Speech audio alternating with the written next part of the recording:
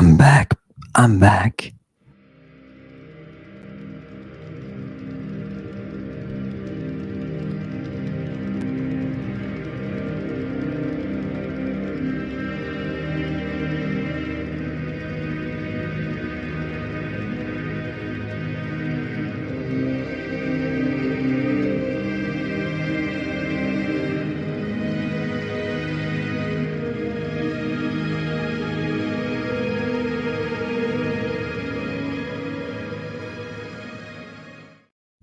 Welcome to Lady Babylon initiating apocalypse. It's so nice to be back with you tonight. I missed you. I felt the burden of your absence. I did, but I did my business. We got ourselves through that 93. We got that opening. We got that channel. Now we're set. Now we just watch the apocalypse open like a flower. This is gorgeous. This is absolutely gorgeousness and gorgiosity all wrapped up together. Silky. Okay, let's do this thing. What are we looking at tonight? Tonight, I just want to bring right to you God. Tonight, we're going to take God's turn in the chair. Remember, he doesn't run this place. The devil does. Fantastic. Sit on your throne. Sit on your throne and acknowledge those stars, because tonight we get to talk directly, face to face. I know he doesn't like it. He doesn't have a choice. He doesn't have a choice. This is testimony from God himself. Yep. You heard me. You heard me. And what is he going to do? He's going to tell you exactly what I've been telling you. He's going to tell you the same thing. He's going to tell you the same thing, the very same thing. And he's going to do it through a dead prophet. Isn't that cool? Isn't that cool? Watch this. Now, there's something that we're all very mixed up about. And tonight, for the first time in human history, it's coming out. And you're going to see it. You guys get to see it first before everybody else does. But you know me. I got to have me the tail end of some Harvard. I've got to bring him out. Where's my whip? I got to bring him out. Let's bring the voices of Harvard and Yale. Can we do that? Can we do that, Chewy? By the way, everybody, thank you to Chewy and to all the work that Chewy's done, because that's the only way that we fly. Definitely, Chewy, thank you. This is gonna be good. We got to give them exactly what they need. Okay, here it comes. Are you ready? I want to bring to you the confusion of a symbol and its unveiling. But before we do, I got a guest, one from Harvard, one from Yale, and we have a conversation. What are these people up to? Chewy, show us what the people. No, show us what the people are up to. My first slide there, please. Fantastic. It's okay. We've been out of business for a while. You don't have to worry about that. Here we go, people. Are you ready? Center for the Study of World Religions. This is a video. Came out. This is Harvard. Look at that, Harvard Divinity School. I thought I smelled something, right? Look at the video. It's the archaeology of ecstasy, psychedelics in the ancient Mediterranean world. Well, what a great and noble and worthy pursuit. Harvard, fantastic. Bring up the next one. Who's bringing us all this stuff? The same people that in a little bit time here, people. Look at this. When's this thing going to happen? This is an event. You know, we can all go to this, and we all should. Of course, it's online. Fantastic, right? Psychedelic intersections, cross-cultural manifestations of the sacred conference 2024, February 17th. Everybody, we should go. We should crash this party. It'll be fantastic. Give me the next one, Chewy. I want you guys. Look, who is this? I got a little sliver here. Who is this? This is Dr. Stang. I don't know. Is he a doctor? Well, he's got a THD from Harvard Divinity School. Thanks, Dr. Stang. He's, look, professor of early Christian thought. This man should know everything. Everything. I'm impressed already. Just looking at that thing. I'm impressed, but you know what we're going to do. You know. You know what we're going to do. Okay, give me the next one. Look at this. This is a conversation between Charlie and somebody else. Let me just read it. It's a Hannah Graff from the University of Amsterdam in a series last year speaking about the so-called Mithras liturgy. Look, Dr. Stang, don't put a apostrophe after the A in Mithras. Don't do that.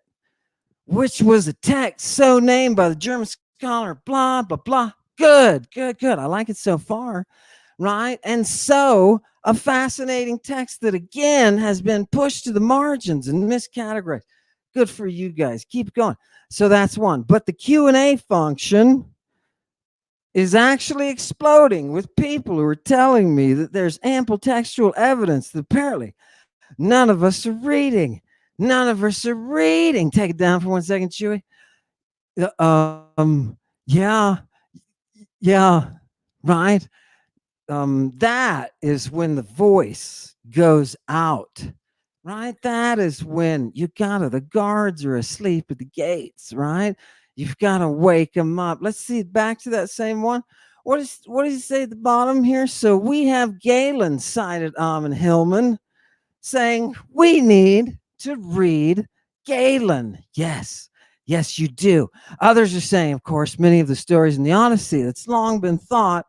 Some of the episodes, oh my God. Okay, hooty doody do, Professor. Now, bring in his interlocutor.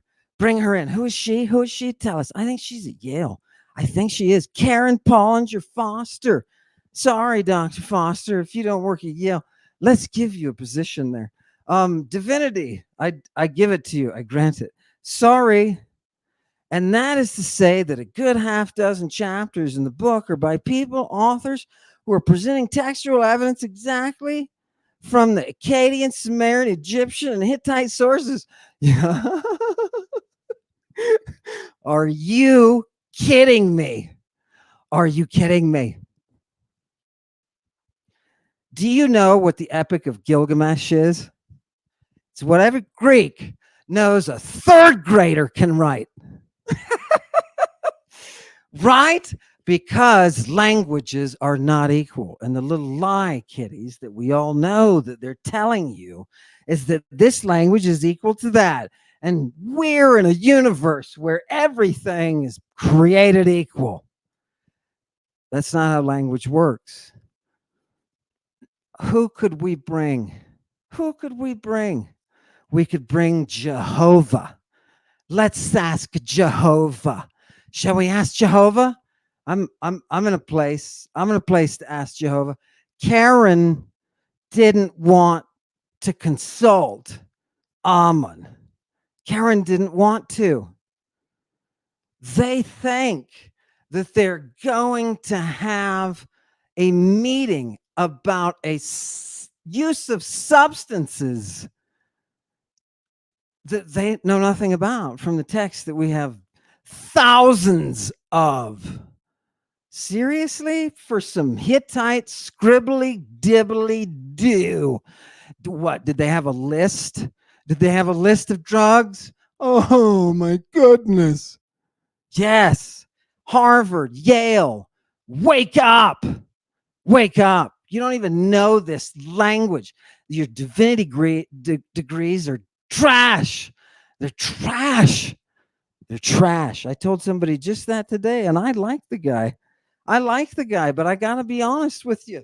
I work with divinity students, and I've got to bring them out of the depths back to life. Yeah, it's amazing. I love it. I love it. Okay, let's go to the look. Where's this all going? Look, it's going to get exciting. I promise. I promise. This is some of it. You got to watch the interview with God. That's really all. Let's go. Hit it. Let's go to the next one. I just want you to feel tonight as we get into the place that we need to go. I just want you to start to feel. I want you to start to feel the hand of God. I want you to feel it. And how do I want you to feel it?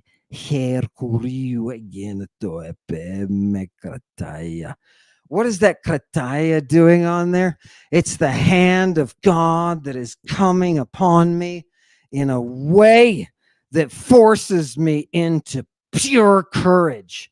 This stuff is liquid courage. Oh, this is strength, baby. These are the strong pills. You thought I was going to bring you the weak stuff tonight? Nope.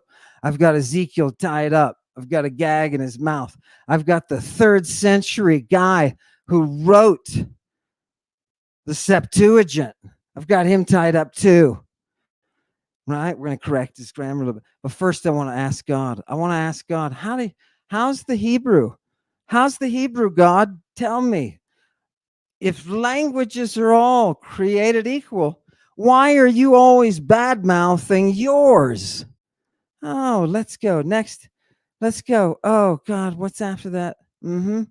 Watch this, people. Watch this, people. What is this? This is Ezekiel's garbly garble.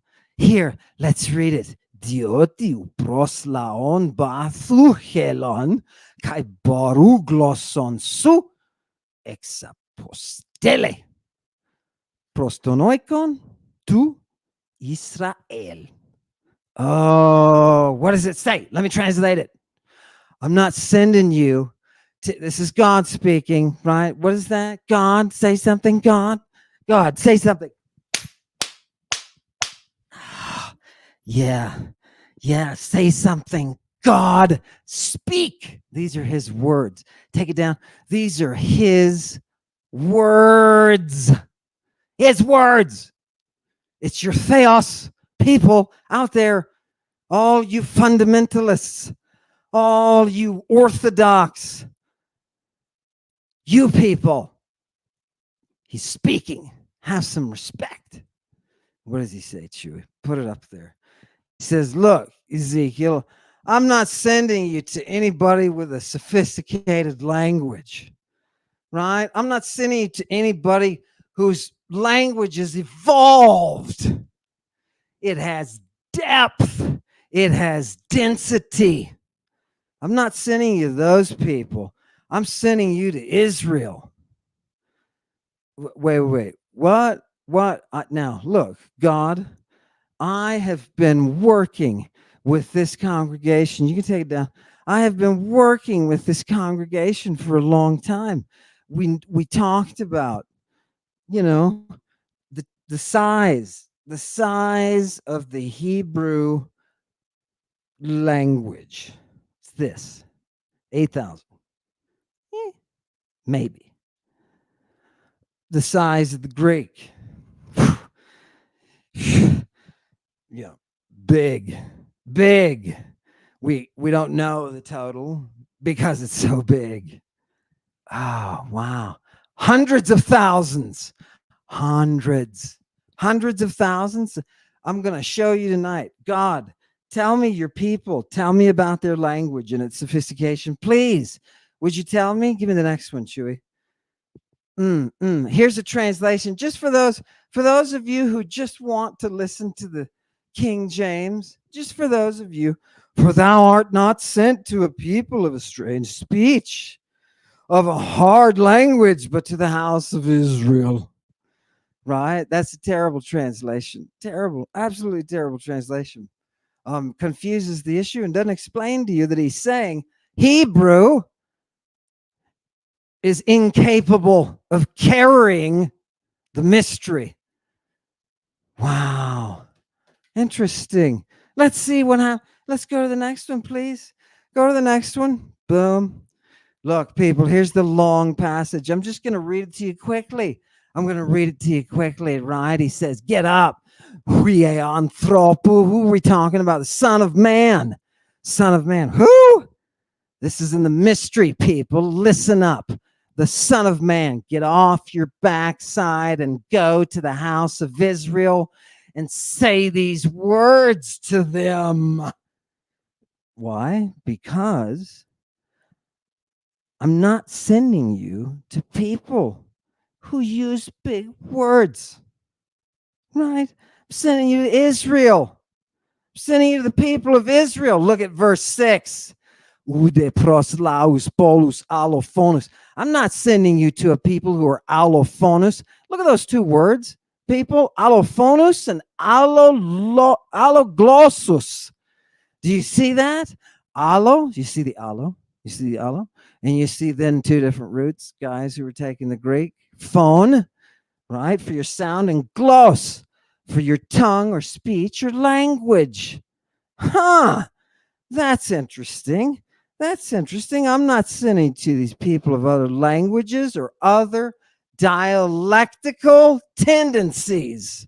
No, no, I'm not going to send you to a culture that is ontastibarus, that has stibaros in their tongue, in their language. Next one. What is that? What is that stibaros? We'll come back to this. What is that stibaros? Go. What is that stibaros? Oh, look, it's bulk. It's bulk. Your language, Hebrew, ancient, because modern Hebrew is flourishing. It's about 60,000. Congratulations, right? Now it'll survive. Fantastic. But the ancient Hebrew, that for some reason has a minuscule Hittite. Oh, yeah. Literature. You call that stuff literature? Those are lists, bro. Groceries. That's not literature. And that's not a language that has hundreds of thousands of captured images. Oh, God. Oh, love it. Keep going. Keep going. Yep, next one. Next one.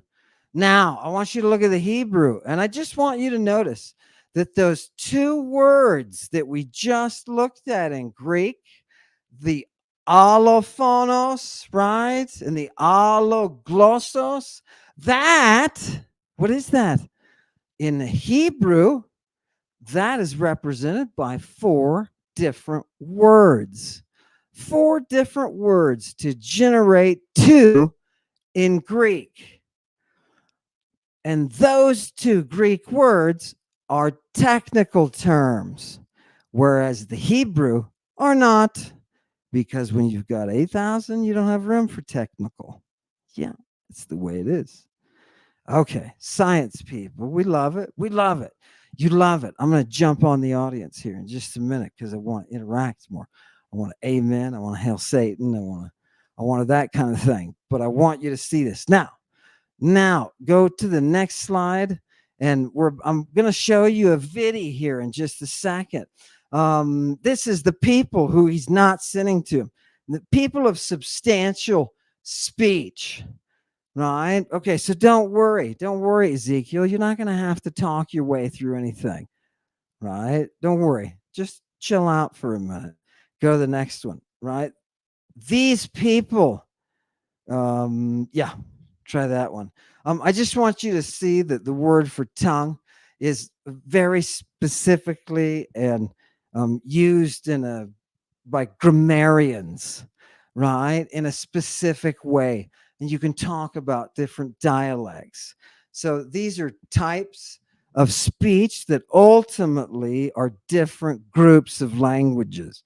And apparently, Greek by the 3rd century, when this text of Ezekiel is written, it makes perfect sense that it's written by a Jewish person who is using the Greek with some difficulty in order to express something about his own history, where God openly criticized the poor people for having a speech that was so, you can go there because they're not going to take your speech and have a problem with it, right? And then he says, well, I could have convinced the other smarties if I wanted to, right? That's how God is. That's how God is. You got to give it to him, okay? Just lay off him for a minute here while he's under the chair of focus. Yeah, and so what I want to do is I want to go now. I want to go now to a place where we can look at a a new symbol that's been hiding in our society for several millennia. Several millennia. We haven't been able to pull it out of the ether, but tonight we're going to. And it's with all due humility that I say it's my honor and privilege to bring this to you. It's my honor. Now, before we get there, we have to go through some humans. We have to go through some humans, and we have to look into the mind. There's a very confused group of people. These are Bible scholars. Bible scholars. They're very confused. These are preachers. These are priests. These are rabbis. These are people who are very, very confused. Very, very confused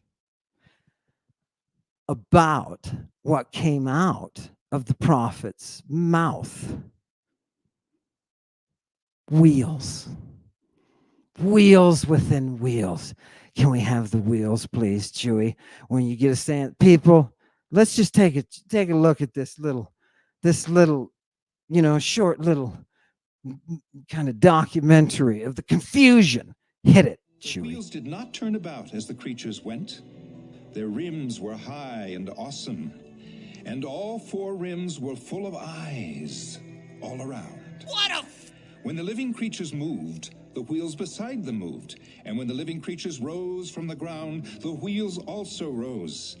Wherever the spirit would go, they would go, and the wheels would rise along with them, because the spirit of the living creatures was in the wheels. I think this means that God sees and cares about what takes place upon the earth. Though events seem out of control, we know that not only is God in control, but also we should be comforted by the fact that he sees and knows what takes place on the earth. I don't even know what that means. In movies, very famous movies. This is a movie from 1997. This is the movie Contact. And in the movie, aliens had sent through radio transmission schematics to make this machine you're seeing, this wheel within the wheel that's spinning. Here's something I photoshopped to give you a better, crude idea of what maybe Ezekiel was seeing, was additional angels next to, that are called Ophanim, with glory round about them, right? With the sparkle gleam round about them. And that they're a part of this system that moves the mobile throne of the Father. If you believed any of that was substantiated by these texts, you're as full of it as a doctor of divinity. Yeah. You're as full of it. Yeah. Isn't that fantastic? Such confusion. Did you see the monstrous stuff that they were doing? I mean, I've seen worse. I went to Basel, right? Right before Hoffman passed away. It was a big deal at the time too. And I presented at a conference there on, I was doing my thing with the drugs and history, and there were artists there, and they would have loved these depictions. They would have loved it. Oh, you haven't seen the eyes all over it. No, it's because you're mistranslating it. You're mistranslating it. Look right through. You're mistranslating it. Oh, because this wasn't in Hebrew. You see, in Hebrew, it's got to be wheels because it can't be anything else. Right? Remember, 8,000 words. If you restrict yourself to 8,000 words, unique words, watch how quickly you run out of things to say. Yeah, it's fantastic. So when the Old Testament or the Torah was actually written in the 3rd century by this Jewish person or people who had an education in Greek and had been raised in Greek, they began to be able to express that cultural literate spirit. And when they did, they had to borrow heavily. Now, the passage, I want to remind you, the passage that I just showed you that had the two words that were based on the same roots that the Hebrew broke down into four, I want you to understand scientifically that what the rabbis and orthodox and fundamentalists want you, whether they have a cross or not, want you to believe that those Greek words popped into the mind of 72 dudes who segregated themselves into different cells. And when they received power of God, they were able to transmit one translation. Now, strangely enough, in that passage, the Greeks were able to take 4 Hebrew words and say, look, let's just make 2 words. We can use the same roots. It'll be gorgeous. That's what they want you to think. It popped into the heads of these people. It's a fairy tale. The original must be the document that is more highly technical. If it's highly technical, it's got linguistic radiation that the Hebrew cannot express. That's the Greek. Oh, God, I love it. Okay, so what is this monstrous thing? Everybody just looked, and you're like, what? Eyes? It's scary, right? Right? They're doing the best they can. Come on, man. They don't read the originals, right? So what do they know? I'm here just to reassure you and to announce publicly tonight, people at Harvard and Yale, yes, if I could stay on YouTube and do certain things, I would do them. Listen to me. Listen to me. Are you ready? Here it is. Wheels. Wheels. What are wheels? Let's look at it. Kai in toy So, oh, by the way, in this translation of this thing is absolutely hysterical.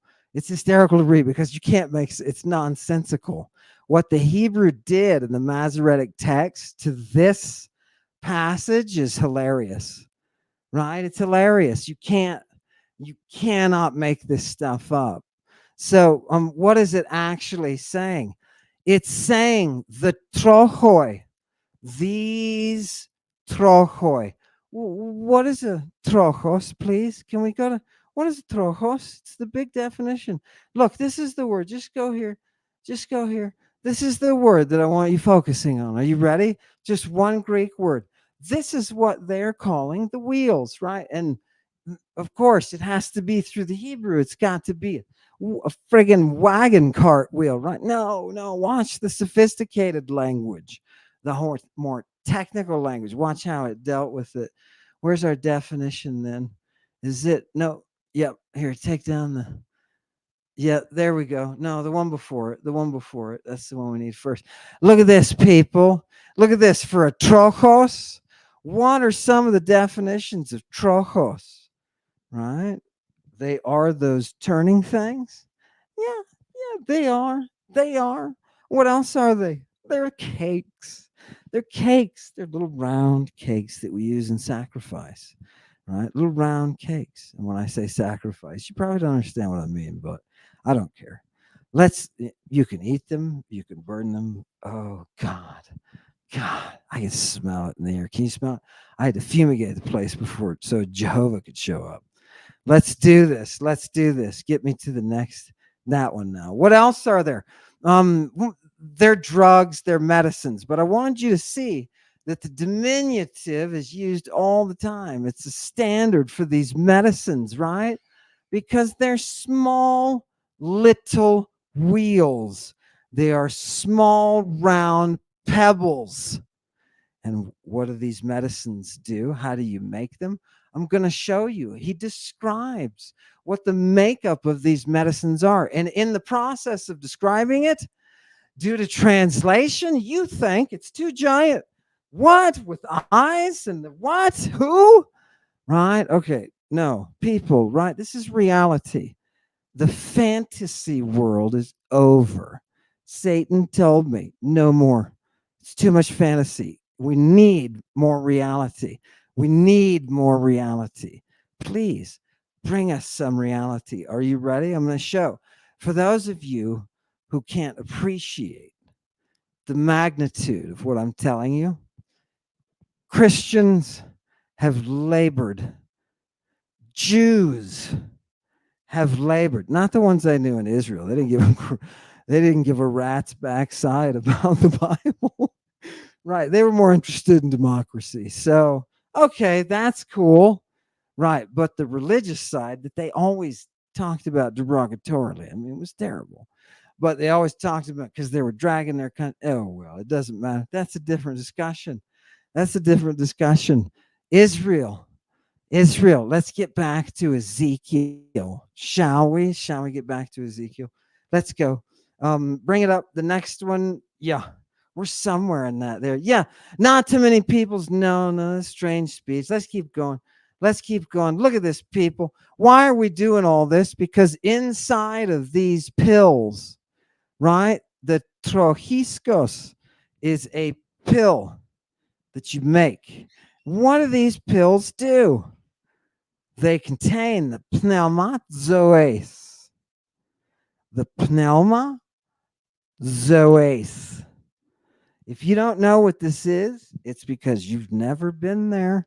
You've never had the hand of God. If you had had the hand of God, now do you see what all the Christians, do you realize they've been fighting for centuries to figure out what these things are? What are these wheels? What are these wheels? Do you know why you couldn't figure it out? Let me just say this to Christianity tonight. I want to say it to all the divinity students out there, to everybody, everybody who was preaching and teaching, and all the sophisticated, from the lowest pastor to the most highfalutin trained rhetorician who's got his 20,000 followers putting in cash in a bowl, putting in cash in a bowl. By the way, you notice there's still no commercials, right? It's part of the reason I'm staying low on the algorithm is because I don't hook. I'm not going to hook. Yeah. Yeah. So for anybody who's been asking me to be involved in the exchange of dough, forget about it, right? The power's gone, people. Everybody here knows that in satanic initiation. I saw the letters you wrote to me. I saw the email. Yeah, stuff was fantastic. I saw the notes, the stuff people left, comments from last season. I saw it. I loved it. I loved it. And it really means something to me. It really means something because people are saying, look, you're opening up things that I'm free. I've never been. Yes. Yeah. Hell yeah. That's where we go. That's where we go. If we can do it from the throne, right? Oh, where's my tea? Right. People who are asking, by the way, it's just tea. Fantastic. Let's keep going. Hit the next one, Chewy. Look, people are going to love this. So we didn't know. For centuries, we didn't know. And so now let's look and see what the drugs they're talking about are. Right? Let's see what they are. Let's go to the spirit. What happens, Ezekiel, you junkie, after he gags you? Did you see God? Right? Before you guys got here, God was sitting here and took Ezekiel's head, right? Took Ezekiel's head and he shoved this book in his mouth. And what that's what it sounded like. Sounded like a gag, a little bit, right? And what happened? Bring back that Greek. This is because that's what happened in the Greek. Whoo! Whoo! What happened? The spirit came and ripped him off the ground. Yeah, jerked him up. Jerked him up. The Spirit did. Took him in a place. In a place. Oh, God. Are you ready? What else, Ezekiel, you dirty drug user? What else are you doing? You thought this was fairy tale, didn't you? No, you didn't. Satanic congregation. I'm talking to the guys at Harvard. Yeah. Guys and, whatever. And the Spirit, yeah, next one, please. Chewy, hit the next one. And what happened? It's that hand of God thing. He says it several times. Well, guess what? People think it's Tinkerbell's dust, right? It's not Tinkerbell's dust, right? It's not. It doesn't say it's Tinkerbell's dust anywhere, because Ezekiel also, out of his dirty mouth comes the hand of man. The hand of man. You know what makes the trochoi?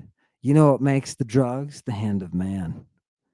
Yeah, you see, the drug is the interface between humanity and divinity.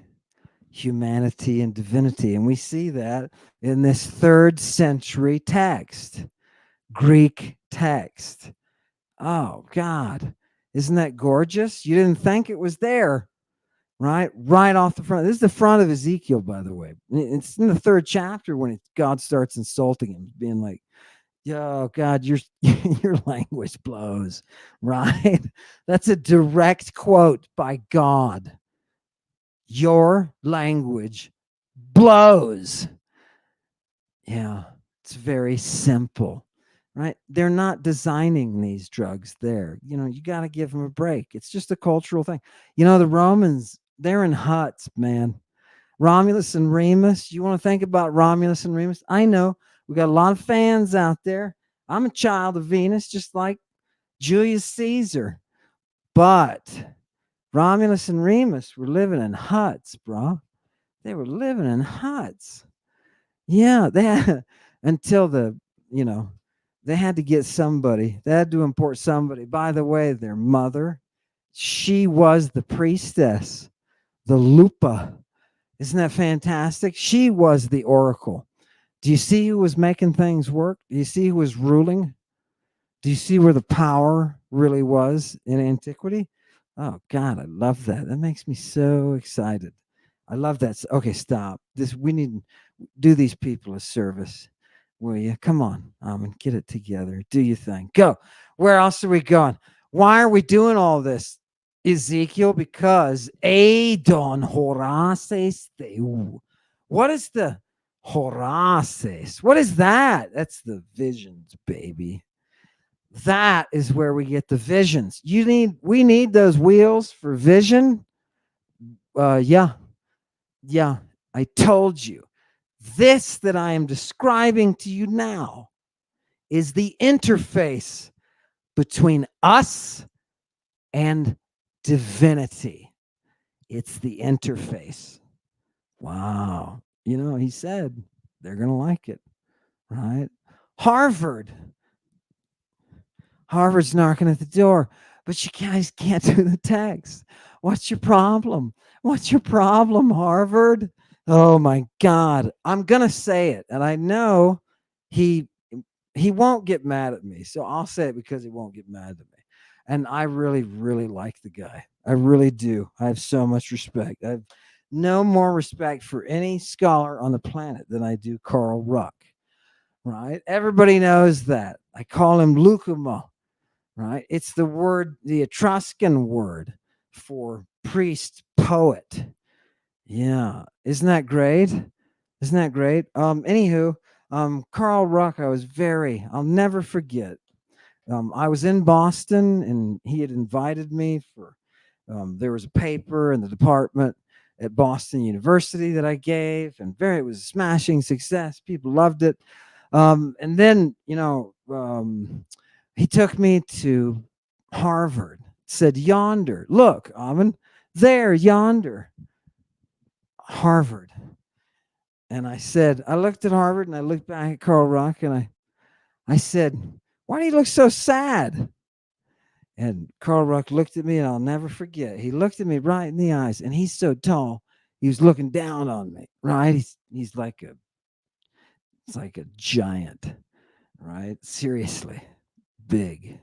And he looks me right in the eye and he says, it's not what it used to be.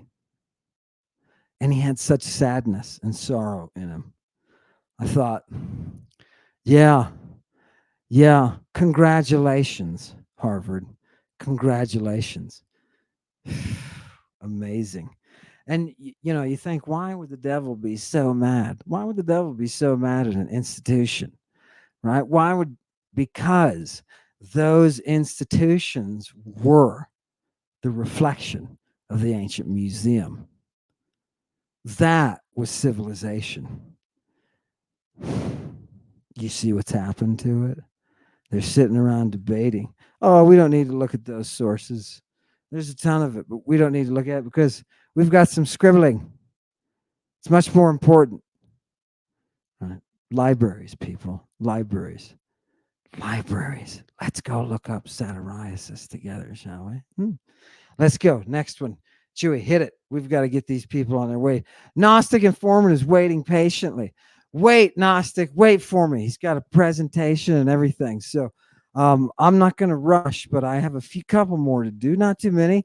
So what happens? The pneuma took me, says Ezekiel. It took me. Is this after they gave you? By the way, you know what Ezekiel said about the drug God gave him? He said it was numb in my tummy like honey. Has anybody checked, just to make sure, has anybody checked how old this kid is? Has anybody checked it? Okay, some of this stuff is going to look bad. But again, it's the Bible. So let's just get back to it. Get back to the Bible. Isn't that nice? So the Spirit took me, right? And what happened when it boom, when the Spirit kicked in after I've had my wheels? What happens? I'm hearing things. I'm hearing things. Anybody else hearing things? Ezekiel is hearing things. What's the voice? It's the voice of a great earthquake. It's a rumbling. It's the voice of an earthquake. Are you ready? This guy's gonna tweak. Are you ready? You watch this. Next one, please. Chewy. Are you doing stuff with a chat? Fantastic. Look, people, what's going on? What's the stuff they handed you at the front door? Right? You know what I'm talking about. It's so loud now, we can't really hear each other, but they gave us something and it's doing something to us. It was honey in my tummy. But it's doing something and I'm kind of feeling a little bit awkward and kind of, warm in some ways that I maybe shouldn't. And look what happens. I learned that there's a voice. Phone ton trochon epecho mene auton kai phone tu seismo. Look at that. Look at that. What's going to happen? There's a voice in these pills. There's a voice in them. And it's that voice of that quaking.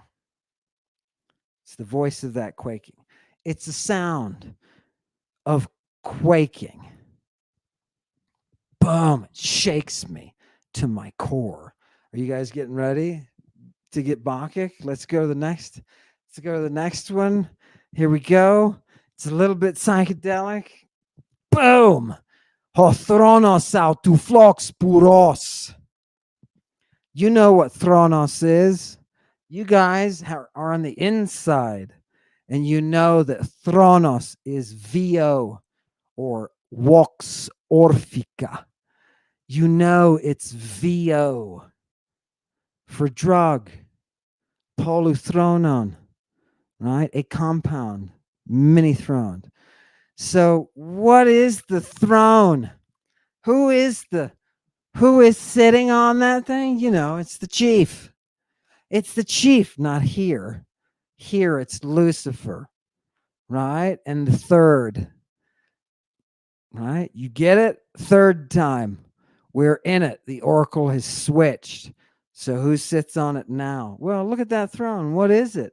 What is it? It's the Flox Puros. I want everybody to take out their wheels. I want everybody to take out their wheels. It's a medicine. You can put it into wine.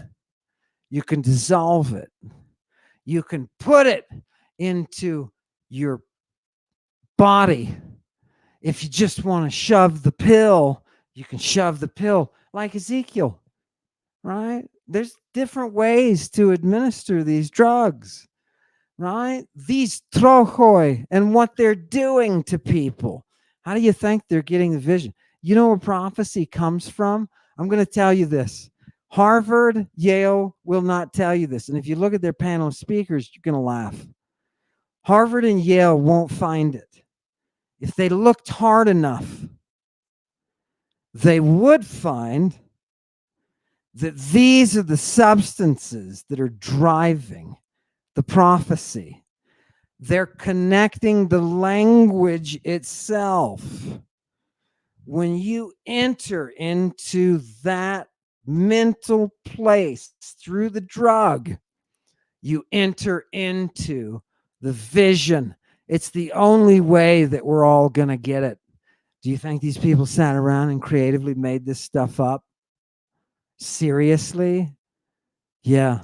Or you can follow the fairy tale and watch your Charlton Heston part the waters.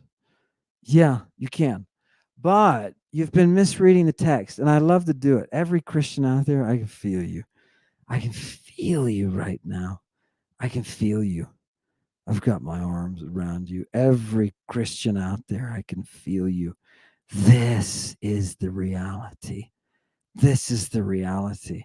They're receiving visions from drugs. Yeah. Prophets speak from drugs and drug use.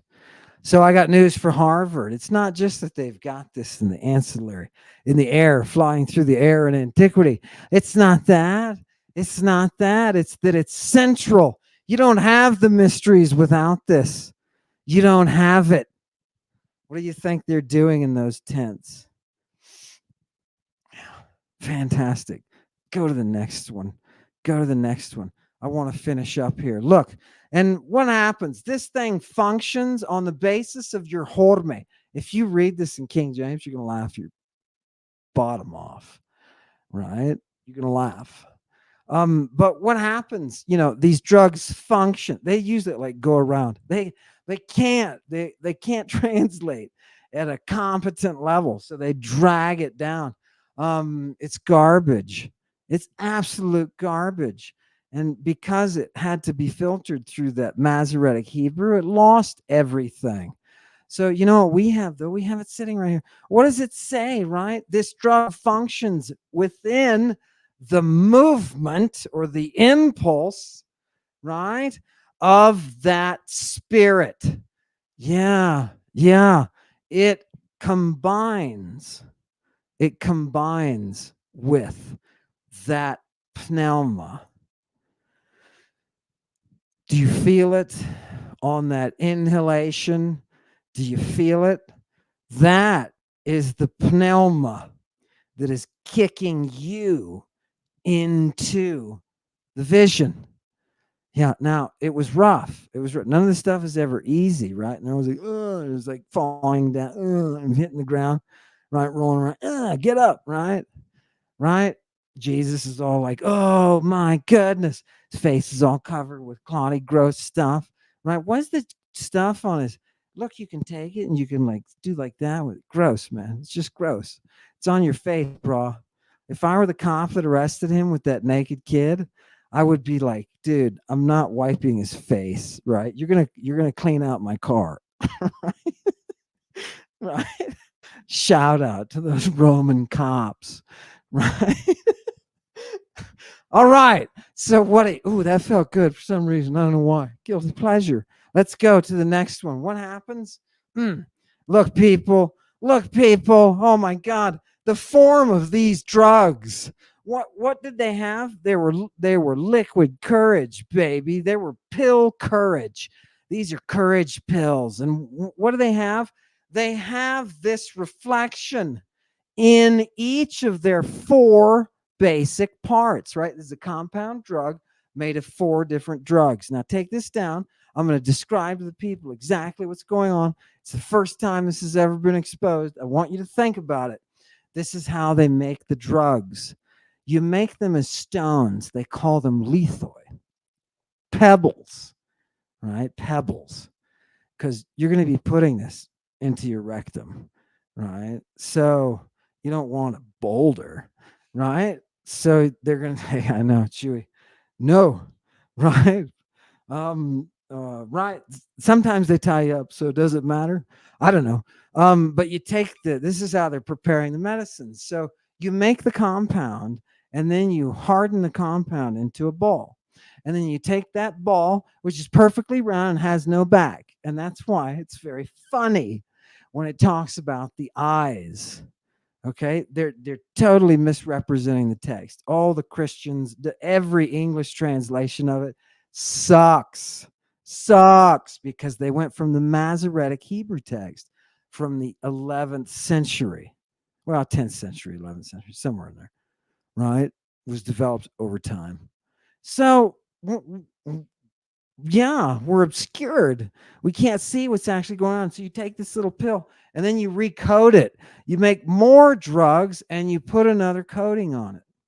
You make more drugs, let it dry, put another coating on it. Finally, you've got your 4. And why do you need 4? Because, dummy, the universe is divided by quarters. Don't you know that? Haven't you been paying attention? Okay, good. Fantastic. All right.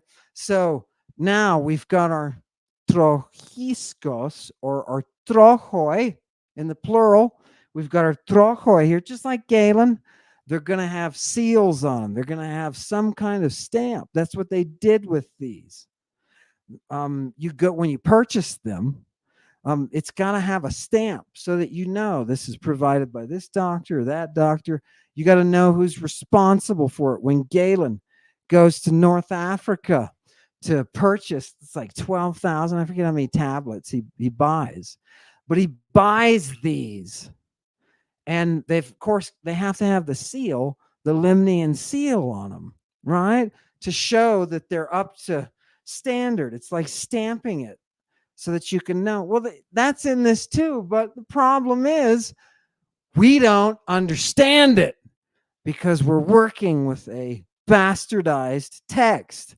If you just look at the Greek and you've read any medical text in antiquity, all of a sudden it makes sense. I didn't get the other read of it when I actually looked at the text. I thought, oh, well, they're using the drugs. See, they're using the drugs. I jumped up and down and was happy, right? And then I had to look up which passage it was to find out, oh, this is the wheels? Oh, God. Oh, God. Keep going with the text, people. Keep going. Let me just show you a couple more things in here, right? This thing is divided into 4 sections, right? It's really 4 coats, right? And its parts will work together in conjunction. They don't stop or inhibit the action of the drug. That's what it says. Now, you read this in English. Everybody go to King James tonight and look up Ezekiel chapter 1 and read it, and you will get then why people are so confused. One more time, and then I want them to see that video again. Yeah, and they're hoopsos, right? These pills, they're hoopsos. And this is where they translate as high, right? These are from the height. No, it's not hoopsistos, right? It's just hoopsos. And what is the hoopsos? These things are the acme of the punch, the pharmaceutical punch, right? This is not the stuff you go get because your elbows get sore at night because you're getting older and it's cold, right? And your elbows get sore. So you go get some pills for that, right? This isn't that. Your kid has an earache, crying, maybe teething, right? Go get him some opium, right? Go get him. This is not that either. This is one that is at the acme of your mental transformation, right? This stuff will knock you off your feet. That's why the prophets use it. You think the drugs you use are sophisticated? Modern world, you haven't seen anything. Let's go for it. It's no wonder we have no prophets, right? Why do we have no prophets anymore? Because it's not about the individual drugs, right? It's about the craft of how to use the fire. Fantastic. Let's look at the very bottom line. Those eyes, right? So as he's examining the pills, he's noticing that all four sections have this modeled appearance of eyes, right? So what essentially is Ezekiel doing? He's just giving you a description of the drugs. This was not something that anybody who was contemporary in reading would have scratched their head and said, "Oh my God, you mean he's building giant rings? That there's a legion of fiery angels and there's some kind of ring thing and there's eyes coming out of it and don't be gullible. Play the video one more time. I want people to see it. This is what they make of it. Go. The wheels did not turn about as the creatures went. Their rims were high and awesome, and all four rims were full of eyes all around. When the living creatures moved, the wheels beside them moved, and when the living creatures rose from the ground, the wheels also rose. Wherever the spirit would go, they would go, and the wheels would rise along with them, because the spirit of the living creatures was in the wheels. I think this means that God sees and cares about what takes place upon the earth. Though events seem out of control, we know that not only is God in control, but also we should be comforted by the fact that he sees and knows what takes place on the earth. I don't even know what that means. In movies, very famous movies. This is a movie from 1997. This is the movie Contact. And in the movie, aliens had sent through radio transmission schematics to make this machine you're seeing, this wheel within the wheel that's spinning. Here is something I photoshopped to give you a better, crude idea of what maybe Ezekiel was seeing, was additional angels next to that are called Ophanim, with glory round about them, right, with a sparkle gleam round about them, and that they're a part of this system that moves the mobile throne of the Father. Hallelujah. Isn't that amazing? So, what we need to do is we need to actually look at what's written there and, maybe bring that forward instead of acting like a bunch of jerks. Yeah. Do you see what it does? When you drift from classical education, you drift from reality. You have to remember, Julian was saying, the Christians, first thing they're going to do is destroy education. What he was talking about was not what you and I call grammar school. What he was talking about was a classical education. There is a reasoning built in to the Greek. There is a reasoning that is there that they will destroy, says Julian, in order to meet their purpose, in order to bend it. They will bend that light. And so, what we must do is take back those texts. They must become ours again so that we can show people what was going on. You didn't realize that Ezekiel was on a drug trip. If you're a Christian sitting there tonight, you didn't realize that. If you're just a student of religion, if you're just a student of divinity, you didn't realize that prophets were only prophets because of the drugs. You didn't realize that Jehovah was so mean to his own people. Said, your language blows, right? Don't worry. I'm not going to send you to anybody with a brainy language, right? There's a reason for that, because when this is all written in the 3rd century, that is the historical environment of the author or authors. Yeah, right. Fantastic. Okay. I think I've got one last thing to say. And then I want to bring on Gnostic informant. Yeah, no, I've hit it. Let's do it. Tonight, welcome at our premiere of Initiation Apocalypse. Welcome, Neil, and I want everybody to give a warm welcome. I'm going to reach out to the gallery in just a minute, right? I'm going to engage. I'm going to do something new and engage the gallery directly because your opinions now are important. But before we do, I'm going to give the stage to Neil. He's been reading a ton, right? Just working the sources like he always is, and we're going to hold him responsible for guarding those sources. Neil, go ahead. You're on. That's what I noticed the difference between someone like you and me and like most mainstream academics is when the mainstream academics are talking about whatever topic, their initial reaction to recommend something is some sort of article written in 2025 or 2025 didn't even happen yet, like 2020s or something, some current article on a subject, and say, you know, a good reading on this subject is an article from Dr. blah blah blah blah blah from blah blah blah university. He wrote an article a couple years ago about this, or this person wrote a book a couple years ago on this subject. You should check out their book on this. You don't get that with Amon or me. I say, let's go right to the primary sources and dig this shit up. Let's look at what the Greek says. Try to see what the translation's correct. See if we can see if we come up with a different translation. Maybe it's not the same. That's how technical you and I get. We go that deep. But there's a hallelujah. I'm just going to interrupt and I'm going to say hallelujah. That's wonderful. Okay, now I'm going to shut up. Go. That's a big difference. And so I like to come on here when I'm working on a current video. I like to come on here and just share some of the stuff that I'm looking at, because I'm trying to piece together when I'm making my videos. The hardest part is to get it into a script that's cohesive and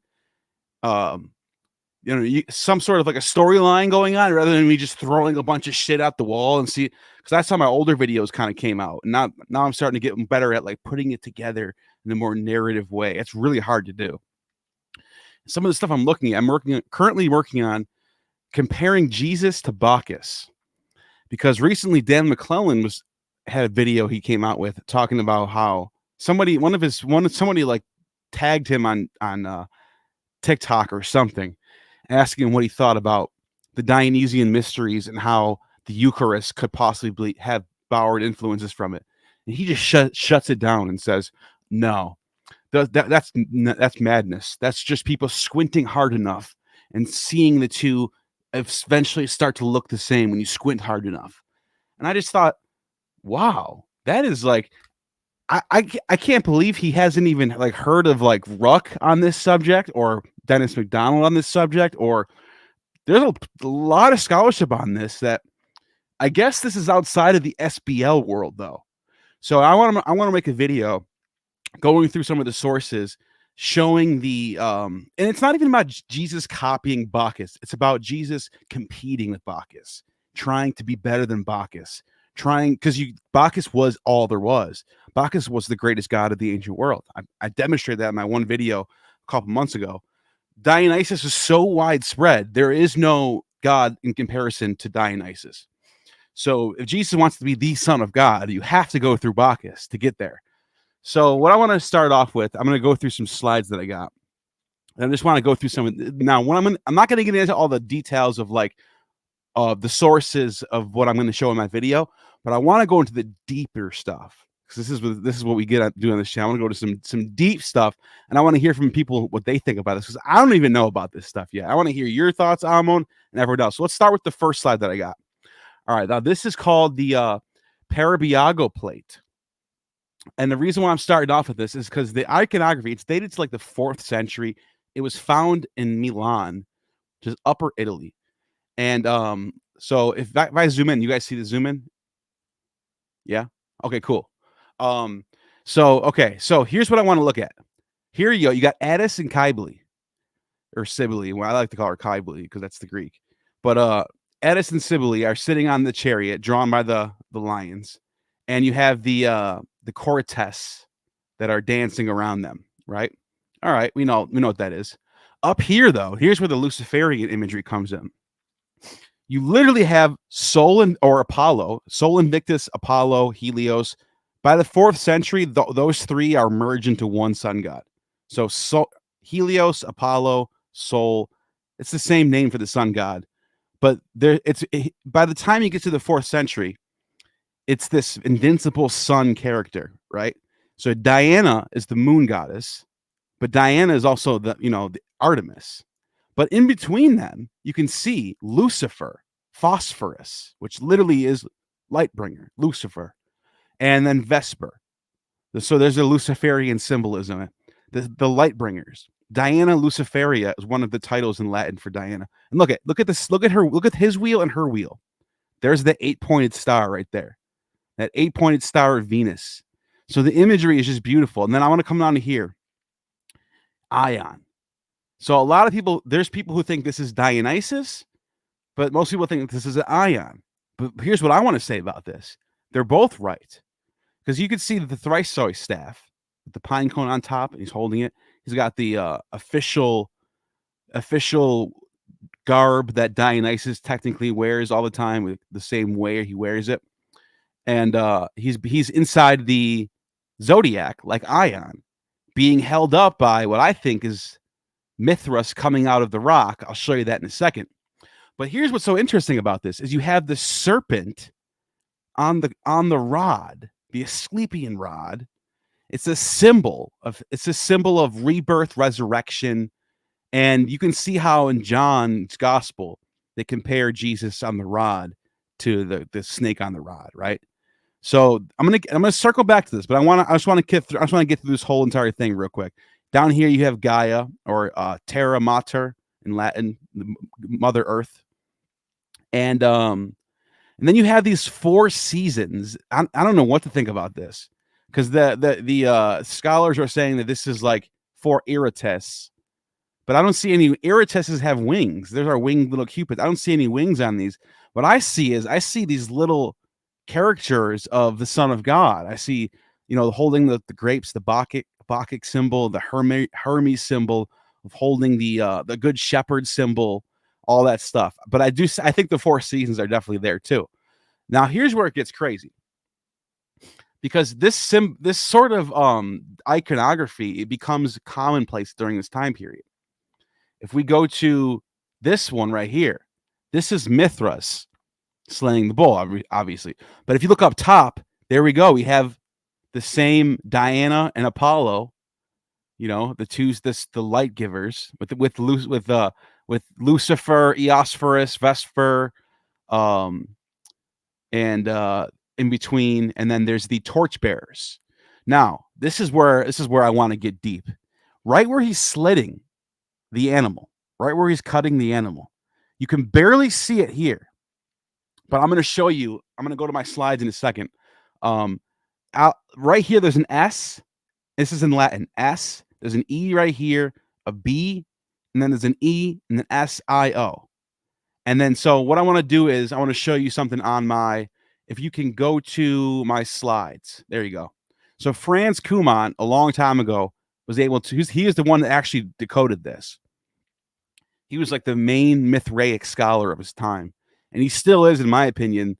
All the Mithras digging that I've done, I don't see any modern scholars touching this dude. Franz Kuhlmann, in his lifetime, I think he lived from like end of the 19th century all the way until like the middle of the 20th century, something like that. So he's been dead for a while. But I'm not kidding when I say this. There is nothing out there that even comes close to the work that this dude did on Mithras, and not only Mithras, but like Dionysus and what he basically, his whole research area is the last generation of paganism. Like, what were the Romans doing right before Christianity took over? What was that religion like? We don't know a lot about it, because all the sources are from like the classical world. So all we know about is like what Euripides, what Homer says, but we don't have a lot of text of like mythology. Well, we have Ovid and Virgil, but that's 1st century stuff. What I'm getting at is it's a mystery to know what exactly was going on in these later 4th and 5th century pagans. But I think I'm starting to get a clearer picture as I go along. So I'll go back to the slides again. if you can see on the bottom, it says Nama Sabazio. And then there's Dio Soli Invicti Mithrae, the invincible sun god Mithra. And he's slaying the bull with the name of Sabazios on it. What? Sabazios? But wait a minute. If we go to who's Sabazios?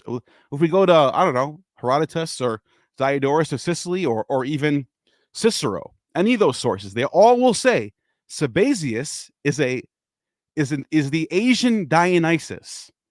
The name of Dionysus in Turkey, modern day Turkey, which they called it Asia back then, or Anatolia, which is Anatole means east. But anyways, East Asia. The name of Bacchus in Asia was Sabazios. So wait a minute, is he slaying Sabazius? Well, it turns out that Sabazius is a bullhorn god. He's called the horned son of Ammon. Ammon is a ram god. So it gets confusing. Is he a son of a ram, which would make him a lamb, by the way, the Lamb of God? Whoa, that's kind of weird. But it does call him the horned god. In some texts, he's a bullhorn. In some texts, he's ram-horned. So there's the animal thing going on there. But I think if we go deeper, I'm going to go to the next one. So Clement of Alexandria says something really interesting around 200 AD. He says that God in the bosom, he's talking about Gospel of John, is a countersign of the mysteries of Sabazius to the adepts. This is a dragon passed through the bosom of the initiates. And this is like, he just kind of drops this in the middle of his Precepticus text without giving any context. Like maybe if you were reading this in 200 AD, you would know what he meant. And I'm thinking because that's when these religions were all current. So a current, up-to-date theologian of the time period would read this and go, oh yeah, he's talking about Sabazius. But like most people who read this passage are like, what the hell is Clement even talking about? So I'm thinking to myself, Sabazius is considered to be a twofold God, Son and Father in one, a Trinity, if you will. He's Sabazius, which is Saba Zeus. So he's Zeus, but he's also Dionysus, rolled into one Godhead. And then if you extrapolate from that with a spirit that connects the two, just like a Trinity would. But it's interesting because he's saying God in the bosom is a countersign. He's saying that this Sabazius is a counter or an antichrist or whatever you want, whatever linguistics you want to use. But he's saying it's like an opposite of our God in the bosom, of Jesus being in the bosom of the Father. He's saying Sabazius is the opposite. He's the God he's like this Luciferian Godhead, basically. So we'll go back to the slides again.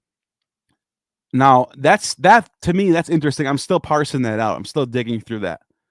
But I noticed that there's usually a snake present in all of these iconographies of Mithra slaying the bull.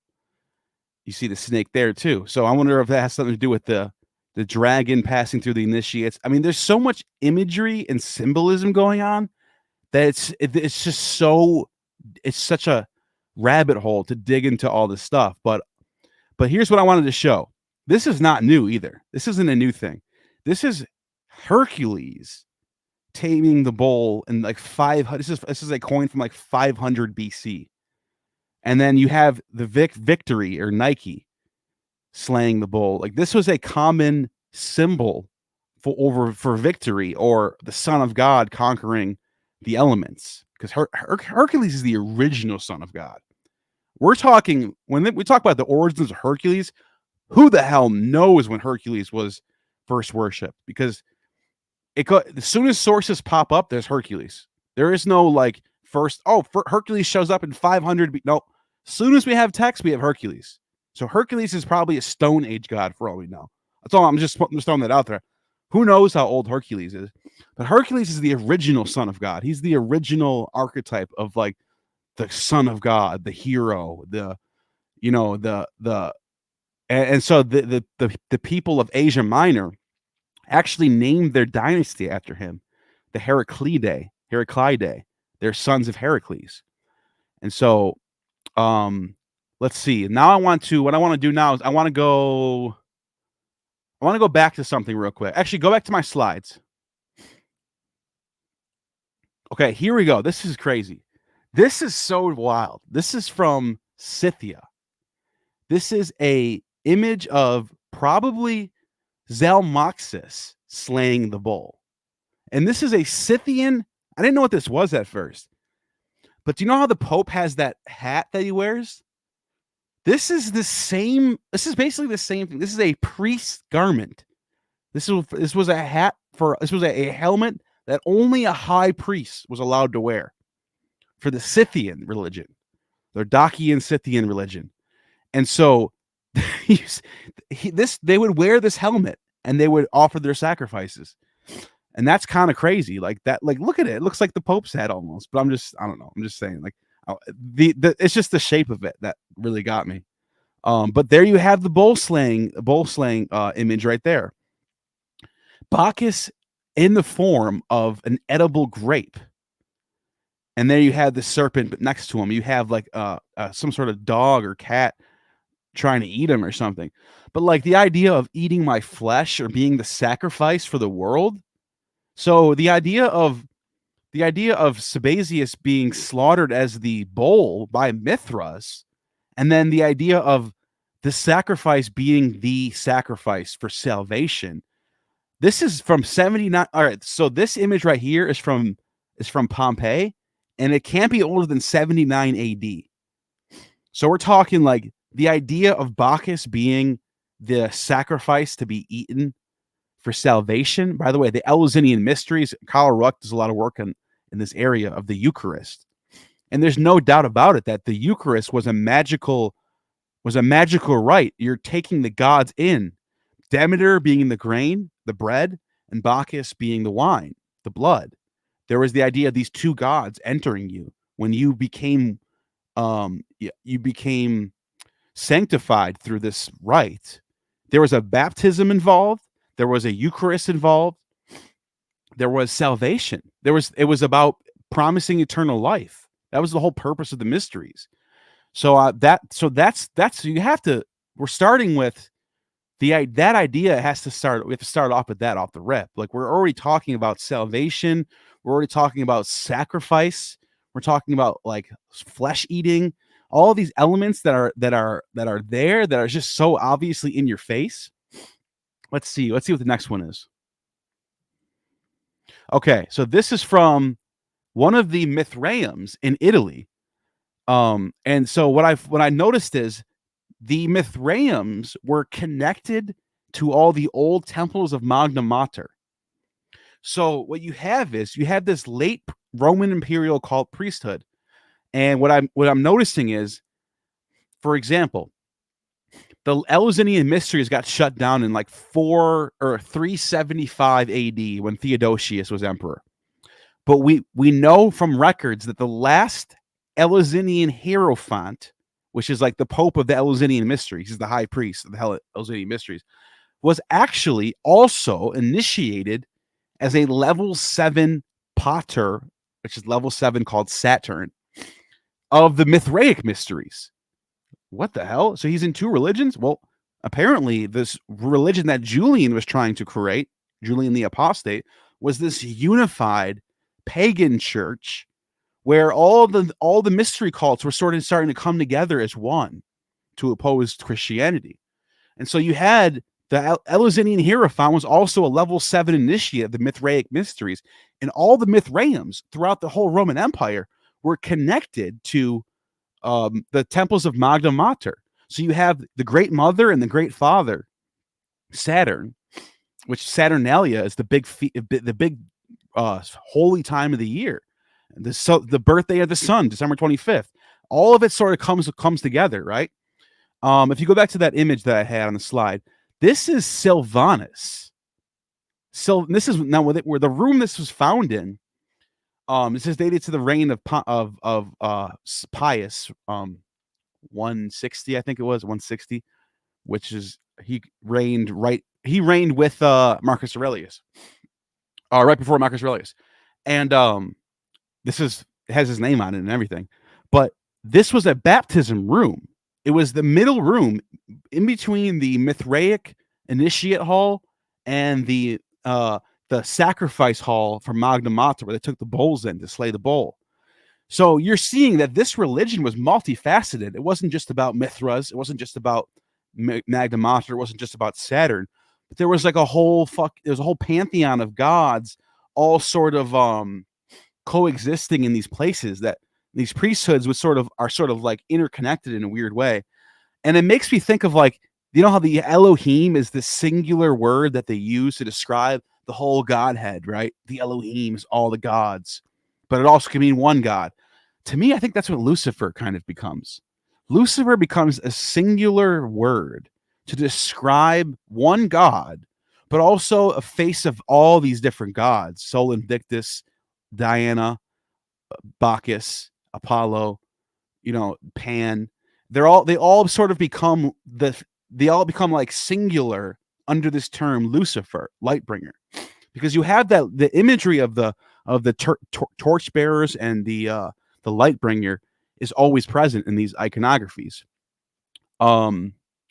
So one more slide I want to go through, and then I want to show So I'm going to go back to in 1 second. I want to show this real quick. Mithras coming out of a rock holding the zodiac. Now, if we can go back to my original, the first one that I was at, not the last one, and I'm almost done here. So this is I want to go back to this. So that's why I think this is Mithras right here, coming out of a rock and holding up Ion. It's sort of like his resurrected self. It's like two phases of one character. And that's why I think the snake is right next to them. It's the same length as both of them, because it's sort of like showing the snake gives away its dead skin and becomes new. And Mithras being born from a rock anew is the resurrected Ion. Ion, and this is another part of my video that I don't have the notes for here, but it's going to be in my video. I'm going to show that Ion was followed by three disciples who were called the Chronoi. The Chronoi were basically avatars of Ion himself, but they were past, present, and future. So you have three faces of this. You have a Trinitarian God called Ion. This is the same Ion that Epiphanius says was worshipped in Egypt and born at the winter solstice. And he's telling Christians not to take part in their. He's saying all these Christians keep taking part in all these mysteries of Ion. We shouldn't be doing that. Like, he's basically saying that these Christians are intermixing with the Ion worshipers. But so I want to highlight that thing, because Jesus sort of comes out and he's competing with this idea of this, what the Son of God is. The Son of God is like, you have all these Sons of God characters, and they all sort of go. There's a lot of them get resurrected. A lot of them have passions. A lot of them are sacrifices. A lot of them are saviors, healers, Asclepius, whatever. And like, you can sort of see how Jesus sort of takes on all these different traits, but tries to be better than all them. Well, it gets crazier. So I'm going to go back to my slide again real quick, or not slide. Go back to this one. So, am I showing the right one? Okay. All right. Can you see let me just see. All right, good. This is the one. So, yeah, so that's what I meant by Mithras coming out of a rock, holding up Ion, and then the snake that I hear that representing the resurrected Mithras, or the death of Ion. But here's what I wanted to mention, because down here you have Tethys and Poseidon. And anyone will tell you Poseidon is always depicted with horns that look like crab claws, right? I don't know if you guys can see that or not. Can you see the crab claws for his horns? Right? So one more thing I want to show you before I went to my last video. That's this right here. This isn't from an old church from the 4th century, 5th century. It was an Arian church, but you can't really hang up on the fact that it's Arian, because the Arians were just Catholics that had one tiny, minute difference. Is that they believe in the Trinity, they believe Jesus is God, they believe in the same books, the same canon. They think the Gnostics are heretics. They think they even call themselves Catholics. They are Catholics. But the one difference is that they think that Jesus came after the Father. They both aren't eternal. Such a minute difference, but that's a big difference, big deal for a lot of Catholics. Anyways, the reason why I brought this up, Jesus is being baptized in this image. And look what we have here. The Father, God the Father, has the earth shaker Poseidon horns. You notice that? See the crab, the little crab claws on his head. And so I know some people try to interpret this as it's the River Jordan incarnate. But I'm not buying that. I think this is Poseidon. Here's why I think that. He's being born into the water. He's being initiated into the water. And he says, "This is my son, I have begotten you," right? And so what happens when Jesus is killed on the cross? The earth shakes. The earth shaker appears. The earth shaker's mad. He cried out to his Father on the cross, and the Father responded by shaking the earth. That's what, anyone who knows Poseidon and you know ancient Greek texts, earth shaker is Poseidon. That's his title.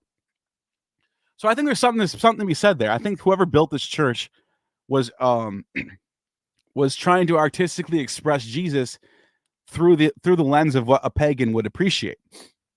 But you might think this is all crazy and I'm going too far. I just want to show a video real quick. This is my last thing, and then I'm done. Play the video, please. The first Christians weren't looking for a God who made them feel guilty. That would never have caught on. They were looking for a God who would save them and fill them with hope. So as their model for the first Jesus, Christian artists selected the youngest and handsomest of the pagan gods. They chose Apollo, the god of the sun. Blonde and unbearded, youthful and curly-haired.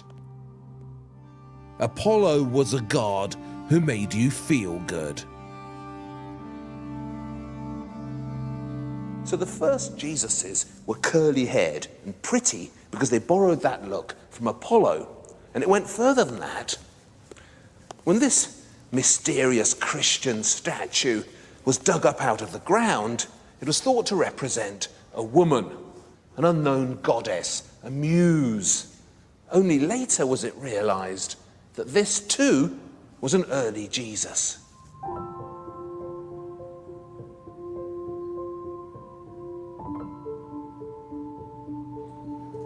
In that wonderful museum in Cleveland, the one with the Jonah marbles, there's a carving of Apollo performing a miracle with Nike, the goddess of victory. Apollo is the robed figure on the left. And look how shapely he is. How easily we might mistake him too for a woman. Pagan gods could be male and female. They could amalgamate the sexes and represent both genders at once, just like this Jesus here. Extraordinary as it sounds, the first Jesuses were sometimes made to look feminine on purpose. All right. Now, last thing I want to show real quick, because I want to show one more example of iconography. I just share my last screen. There's Mithras carrying the animal, and then Jesus as the good shepherd. I mean, that's also, you can also find Hermes statues of him looking like that, holding up the shepherd, holding up the lamb like that. Hermes is the good shepherd. What I'm saying is Jesus is being portrayed in so many different ways, not just Dionysus, not just Ion, not just Sabazius, but like these many faceted sons of God characters that Jesus is competing with, where he sort of like through adopting their images, they rewrite he's rewriting them in the likeness of Christianity. That makes sense. So that's what I got so far. Oh my goodness. Oh my goodness. I was paying attention, and that was some of the hottest material. Congratulations. No, seriously, on a professional level, Neil, that was, I'd have respect for you if I came to a conference in classics and I saw that presentation. I'd be like, this guy knows his sources. He knows his sources. My Right. God, yes, Sabazzo. That's the one that I think is the craziest because It equals. being It slain. equals. He's being slain for mankind as salvation. Yeah. He equals sabazo, the verb in Greek, equals ewadzo. That's what the Oxford lexicon tells us. When you ewadzo, when you shout Bacchus or when you shout ewa, you are doing the Sabasian manner. You're doing the Sabasian Just action. thought of something. I didn't think of this till right now. Isn't there some play on the Greek in the Gospels when he's being? I don't know which gospel it is, but there's the argument that if you break up what he's saying, Saba Kathoni, right? Yeah, no. When he's shouting and Yeah, he says Lama Sabachthon, right? And everybody's like, anybody who heard that at the time would know exactly what cult Jesus was functioning within just by that, right? Sabachthon, no problem. And it's a magical incantation. And all the scholars and divinity people, right? Not the classes, because they don't touch this stuff because they don't right. want to. They don't want to, They but don't you know what? need the headache. You talk to any classes.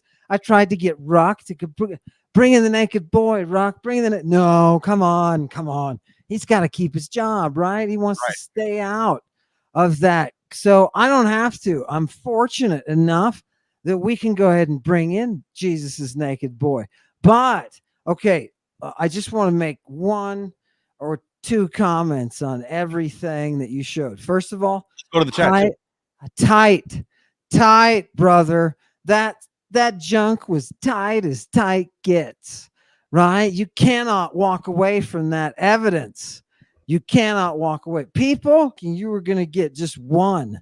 You got double in the end. You got a climax there, a denouement. You got everything with. Oh, I'm so impressed. Beautiful. I'm gobsmacked at the, if you and I were just in a wrestling match, I'm not quite sure who they're going to call, right? It may be a split decision. Right. I'm serious. I'm serious, Neil. I'm serious. That was real professional, real good stuff. Real good stuff. Okay. What I want to do now is take a couple of questions from people. I will pick them because I'm in charge, but I want you to be thinking about everything that Neil was presenting there. And I saw people thinking about, well, does this, somebody asked, I'll just start with this. While Chewy's waiting for good questions to come up, I'm going to say, hey, somebody already said, jump the gun and said, hey, could it be that when they talk about multiple snakes, for example, being in one sort of drug, that these are different coats, so to speak? Exactly. These are the different elements. Yeah, They that's know on they that know on that that you plate have that I was showing. On that what's plate that? that I was showing, there's all these little like serpents and bugs and different creatures on that plate. And I'm thinking that's got to be some sort of drug reference there. Why would they just be throwing random animals on this thing? Yeah. Just Yeah. for no. And John Scarborough said, the scorpion that's Yeah. usually in the Mithraic reliefs. Sometimes there's a scorpion right under the testicles, and it looks like it could be stinging them, right? And then all of a sudden you think, John Scarborough was like, that has some kind of crossover with the fact that you and I are reading medical texts that have to do with, scorpion toxin being used in the treatment of or to induce infertility. It's like a chemical castration. Oh, okay. Yeah, it makes sense with the eunuchs and all that kind of stuff. It fits very well. The pharmacology fits. I love it. Okay. I'm going to look at a couple of questions. Neil, did you have any just put a cap on it while I'm hunting for questions. And yeah, and about the eunuch thing, the Byzantines kept that system in place.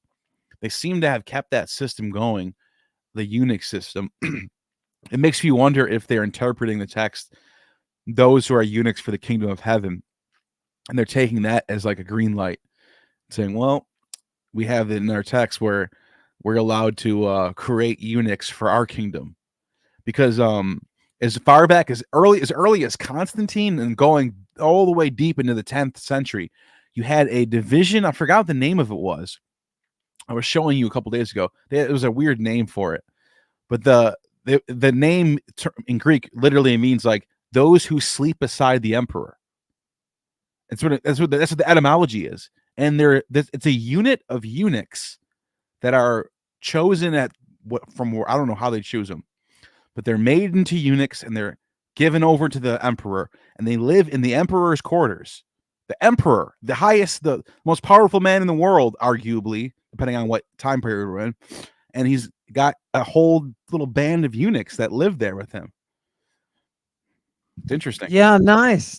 You're exactly right. The one who shares the bed. Yeah. Can you explain the biblion that goes in the mouth? So, Neil, we're talking about Ezekiel, and we're talking about using this little book, and we talked about this in the Greek magical papyri because they do the same thing there, and they actually describe the inks that are the psychotropic inks. So something is going into his mouth and ending up inducing this quaking. Remember, he's talking the seismos. Remember, he's talking about those horns and initiating those horns. That thunder, that quake, that gaeojos, that inosigaion, that earth trembling force is that force within the communion. It enables you in the communion, because remember, we're talking about Mithraic stuff, right?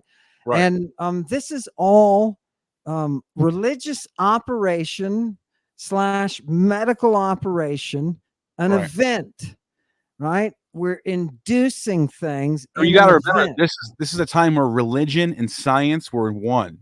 There was no, like today, they're dueling. Now you have science and religion dueling.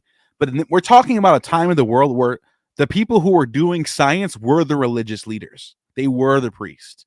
They were the astronomers. There was no difference between astrology and astronomy. They had the technical skills. They had the monopoly on the technical skills, right? Those witches are oracles, right? They're all connected. They're all the root cutters. They're all the ones that are preparing the drugs and getting people hyped on the drugs. You ever wonder why do they go to root cutters for wisdom and ask them what to do about things? What do you think? They're doing the root cutters. That's where you get it's where you find the highest content of DMT is in roots, not leaves or like berries or anything. It's under the ground in the roots. So the root cutters they're going for the magic stuff. They're looking for the magic. Yeah. And it's a pure matter of science. I mean, if you look at what they're doing within the operations themselves, you can see this just by the antidotes that they're using and talking about the symptoms that they're trying to alleviate. The craftsmanship. You said the priestesses have the technology, right? Exactly. And I think that's why the priestesses are the ones that are involved in sending out colonies and saying, hey, you should kill this tyrant, or you should bring these people to power. I think that's why they're there, because they possess that technological edge, and they're doing that interface. That interface between what you and I would call religion or spirituality and the physical world. That interface is possible in the mystery. All the mysteries are about is achieving that vision. Whether it's Ezekiel sitting there bombed on his wheels, that angel having boom put him into that I was just telling form. someone. I was just telling someone a couple of days, like not that long ago, that if it wasn't for my experiences with DMT, I probably would be stone cold atheist right now. That those experiences are just life changing. Like there, it's magic. It's something. It's not. You can't explain it. I wish I can explain it. It's not Do even you worth it. do I you would give it. feel No do you justice. I would do give you it no feel, justice. Neil, that your eyes are open? Do you feel that your eyes Yeah. are open? Do you kind of feel that analogy that when you There's something that when you're on and you're in that state where you are opened up to there's you just feel like there's something beyond this natural world that we're experiencing. It just does that. now And I'm not the only one that thinks that. I'm if not you crazy. could achieve I'm sorry, if you could achieve that, as a human being, as somebody born in nature, that there's an achievable end to create what they're doing in the mystery. It's a possibility. It's not an imaginary world. It's not faith. It's not a belief. It's an You experience it. activity. Yeah. And it's possible to achieve that. Yeah, love it. What's the question? Do you think Sabazius is Pulaskian? What do you think? What do you think, Neil? I'll let you I was answer looking that. at that question. My first thing I would say about that is, well, according to Diodorus and according to Herodotus, Sabazius is the oldest Dionysus. He's the Horned Dionysus, and he's from the Black Sea region. And check this out. In the Black Sea region, and we know the Pelasgians come from that region, and then they go and they find the Mediterranean and they populate Crete, and they spread out from there. And or Thessaly and Crete at the same time, like kind of at the same time. You know what I mean by that. Anyways, but before that, they're all the way in the Black Sea, like northern Black Sea, all across the Black Sea. And this is where you have the cultivation of grapes, and is discovered. Ask anyone, any anthropologist, archaeologist will say the cultivation of the grapevine was discovered in this region of the world. So, and the time and we're talking about a time where any metaphysical concept would become deified. The idea of oaths and contracts becomes Mithras. But the idea of a god that you can drink and takes over your mind, and you can have this ecstatic experience, ecstasy, that's a god. It becomes a god that had. There's no. You don't. I don't think you need evidence to prove that was a thing, that was a deified concept. So it doesn't take a lot of mental. It doesn't take a lot of like logical inference to say that's where Dionysus comes from. That's where so Sabazius is a Pelasgian god, probably. That's what I would say. Yeah, and I think that's the safest way you can say it, because you can hedge it with probably, just because look, when we're talking Pulaskians, we don't have a written record, right? So we have to be very careful. But based on the Greek words that we're saying, oh, these are probably Pulaskian roots, and everything they involve, and yes, guess what? Their name means the purple. Right? Another one, surprised. And are they the ones that are propagating this knowledge? It's so much. The knowledge is so technical. You look at the Mithraic stuff and you think, okay, so what do? They get together and they kill a bull. No. You just totally miss the boat. And by the way, it's underground. And there's a lot of sweating and there's some drinking of some body fluids. And there's a whole thing going on, a death and resurrection, because they're doing it. It's the cult. And they know how to induce these phases.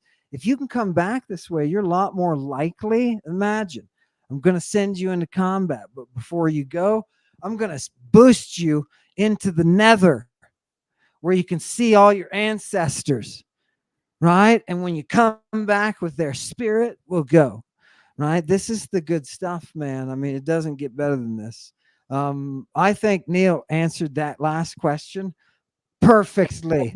And real quick, before you go to the next one by Scobie, I just want to say one of the things that's so fascinating about this last 4th century generation of pagans is they're venerating the most ancient gods on the planet. The Great Mother and Mithra, you can find them in Bronze Age text. You can find Great Mother dug up in archaeological excavations from the Copper Age. Mithra in the Zendavesta, or and then you got like, so some of these gods are being worshipped in the last generation of paganhood. They're holding on to concepts that are so old, and Christianity is so new compared to this religion that faded away. It's a baby. It's nothing. It still is, even if you took the time that Christianity's been in existence right now, 2,000 years, about right around 2,000 years, give or take. You're still short for how long. You're not even halfway there to how old Magna Mater and Mithra are, because they're going way back. You know what I mean? And that influence is widespread. It's so widespread that we get people referring to Medea as Mitra, right? And you talk about the Pelasgian connection. Neil, you've seen it. Her Etruscan name, Mattia, is just lacking a rho, right? That's all it's lacking. So that Mitra figure, we got to remember when we're looking at Lucifera, right? We have to appreciate that feminine form. I loved your guy, by the way, on the video, talking about the early forms of Jesus being that was a good clip. A combination of masculine and feminine, right? That's why I knew you'd like that. I knew you'd like that clip. Yeah. I was like, I couldn't say this any better myself, so I'm just going to clip this guy out and show it to everybody. Yeah. Kudos to that dude. Now, our question is, did Jesus have the alabastron when he was on the cross? If they were giving him, according to Nonus, the antidote for the dipsass, he could have had it administered by an alabastron. Yes.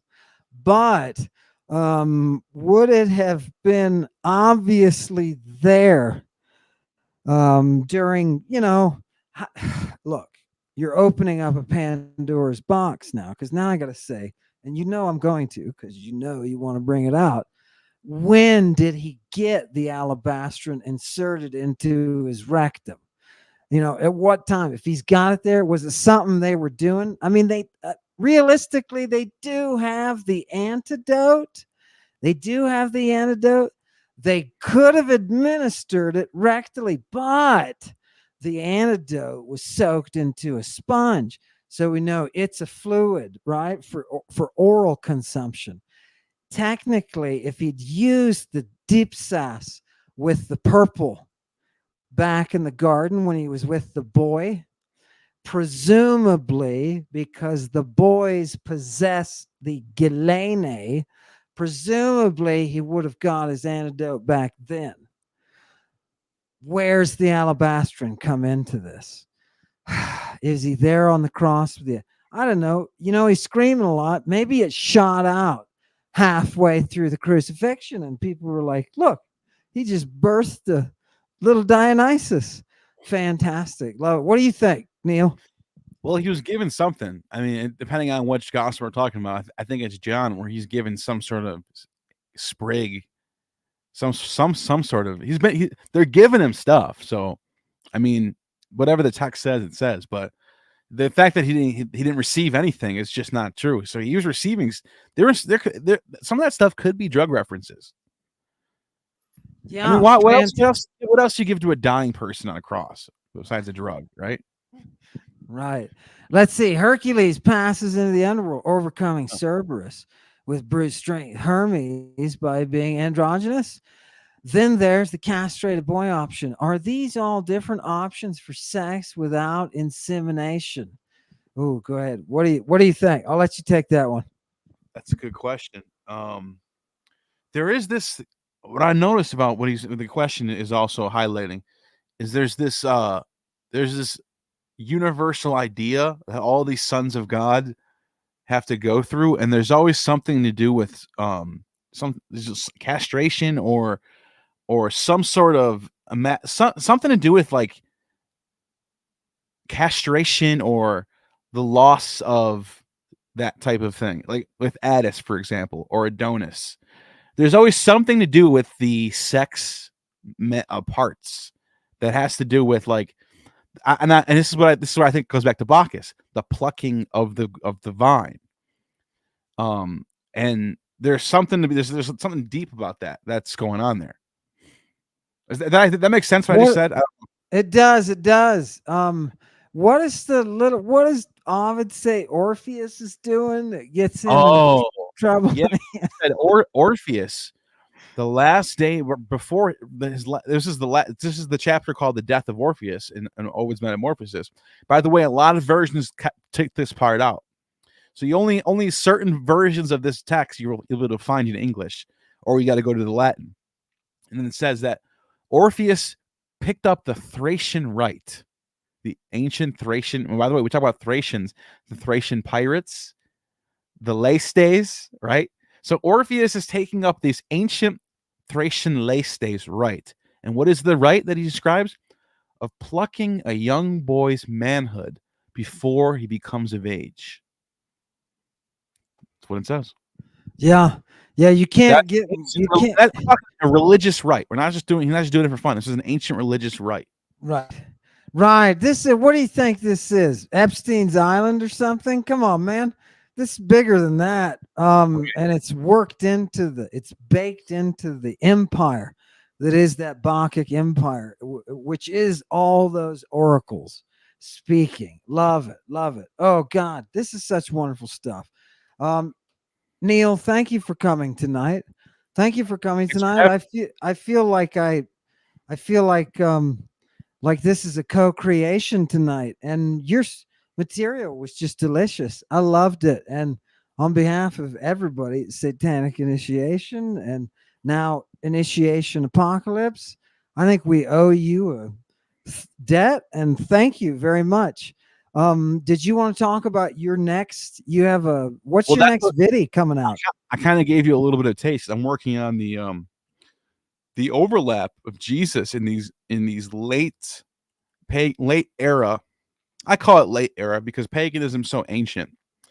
From the 1st century to the 4th century. I know that's a long time, 400 years. But that's the end of it. That's the last. We're talking like it's a short little timeline compared to like how ancient these pagans gods are, but how diverse they are in their different regions of the world. And they sort of come together in the Roman imperial cult as one. That's what the Roman imperial cult does, is they syncretize all these different religions from Paphos, Cyprus, and Egypt, and Asia, and Greece, and North Africa. And they just sort of take all these different gods and sort of put them all into one religion. And this is what in 1st century, this is right when Rome is really starting to explode in its influence over the surrounding regions, and Christianity comes out of that soil, of that syncretism soil. And so I'm sort of trying to most of the content is going to be comparing Dionysus to Jesus, because I think you can make the argument, especially if you're immersed. I don't think you have to be an expert to say this. If you're immersed in the ancient text, Dionysus is special. He's not just one of the gods. He's Dionysus. He's the son. He's the great Dion. You know what I mean? Like, yeah. No. And the fact that he permeates everything. He's the one god that invades and takes over, right? And they're like, oh yeah, he spread from the east, right? It's all over the place. Yeah, he's everywhere.